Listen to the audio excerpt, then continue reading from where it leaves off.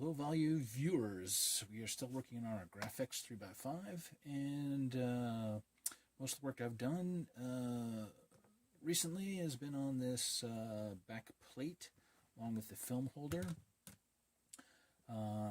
As you can see, this one had a lot of corrosion on it. Took it all apart, took it off here, sanded it down, and repainted it with corrosion-resistant paint. Even though I did that, there are still some pitting that you might be able to see here, but that shouldn't affect the operation of the camera. The actual ground glass here, as you remember, it was very corroded, especially on the springs. I've cleaned all that off with some WD-40 and a lot of Q-tips and stuff like that. I didn't take it apart because I did not want to bother trying to put it back together. But I lubricated everything, and it's very snappy. Much snappier than it was beforehand. All the hinges are lubricated. I've decided to leave the pencil drawing on the ground glass here.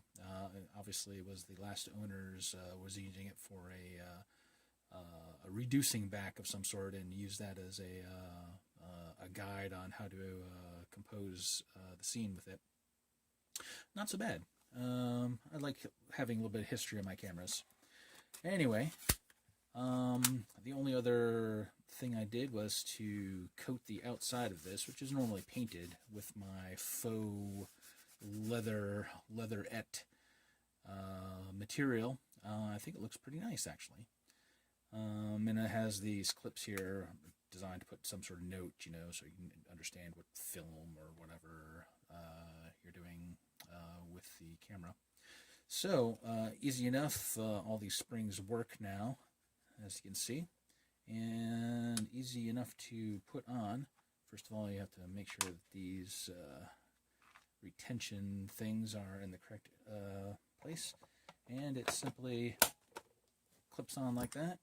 You can put these down if you want, and you can open it up, compose your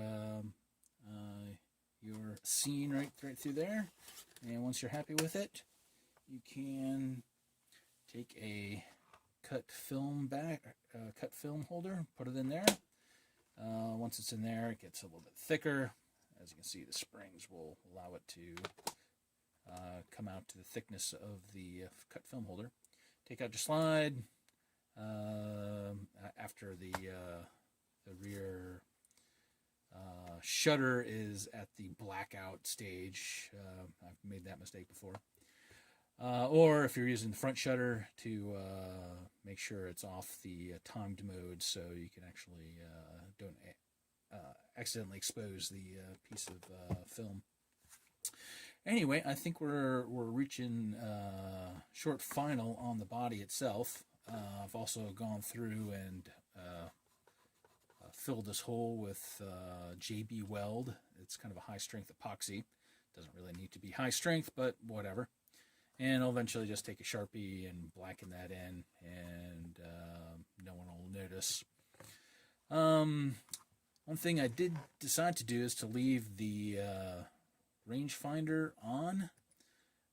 Somebody online said that I may not be able to get it to work or to fix it, but maybe person who owns this camera in the future, after I am long dead, will be able to like, hey, I can get that working.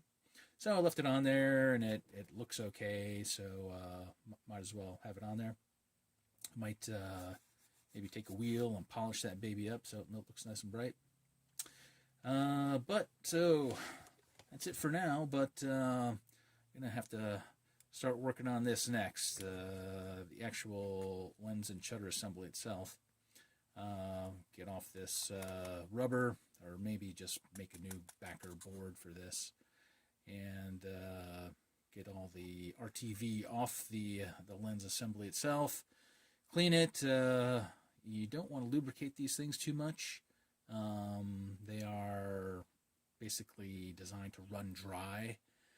However, you can put some solvent in there, some lighter fluid just to dissolve out any of the dirt.